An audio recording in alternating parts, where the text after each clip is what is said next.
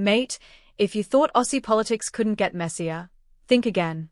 The coalition is all over the shop, and it's not a good look.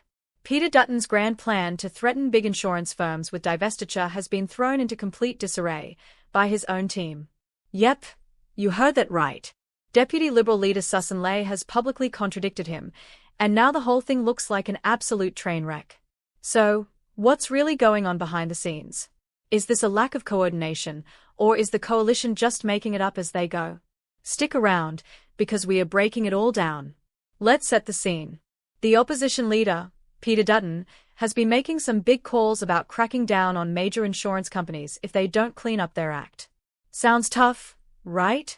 But then, just when you think the coalition has a solid stance, Sussan Ley steps up at a press conference in Western Sydney and says, "We do not propose divestiture with respect to insurance companies." Hang on, what? This isn't just a minor slip-up, it's the second time a senior Liberal has contradicted Dutton on this. First, it was Angus Taylor, now it's Ley. And when Sky News political editor Andrew Clennell picked up on this, he didn't hold back. He called it what it is, a lack of coordination that spells kind of trouble for the opposition. And let's be real, if the coalition can't even get their own messaging straight, what does that say about their ability to govern? But here's where things get even juicier. We've all seen how messy politics can get, but usually, parties try to keep their internal disagreements behind closed doors. This is playing out in full public view. It's like they are airing their dirty laundry on national television. And what does that tell us? That maybe, just maybe, Dutton, Taylor, and Ley aren't working as closely as they should. And while they are busy stepping on each other's toes, the government is sitting back, watching this circus unfold. Because, let's be honest, this just makes Anthony Albanese's job easier. Now, let's zoom out a bit. While the coalition is stumbling over itself, the government is dealing with a much bigger headache: tariffs and trade. BlueScope Steel managed to dodge a bullet because of its setup in the US, one of the few Aussie companies to do so. Smart move. But the real worry isn't steel, it's what comes next. If the US starts slapping tariffs on agricultural and pharmaceutical exports, we are in for a world of pain. And guess what? That could hit right in the middle of an election campaign. Talk about bad timing. So, while the coalition is too busy tripping over its own policies, we've got a potential economic crisis brewing. And what's the game plan? Fly to the US, beg for exemptions, and hope for the best? Because that's exactly what past prime ministers did. Scott Morrison and Malcolm Turnbull both made personal calls to get Australia exemptions. And if things don't change, whoever wins the next election might have to do the same. But let's get back to this insurance fiasco. The big question is, why the hell is there no clear communication within the coalition? Every day, MPs get talking points from the leader's office. It's their political Bible, telling them exactly what to say. So how did Angus Taylor and Sussan Ley both end up saying something completely different from Dutton?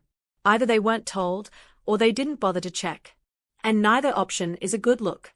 If the coalition wants to be taken seriously as a government in waiting, they need to get their act together, fast. Because right now, they look disorganized, confused, and honestly, a bit amateur. And here's the kicker.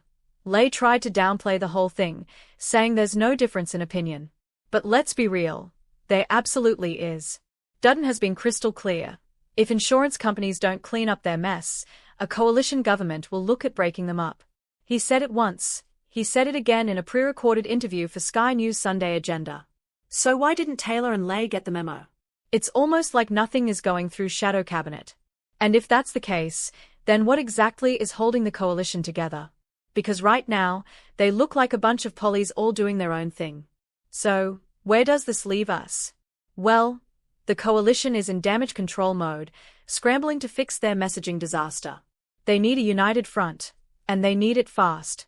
Because if they can't even coordinate on a major policy like this, how do they expect Aussies to trust them with running the country?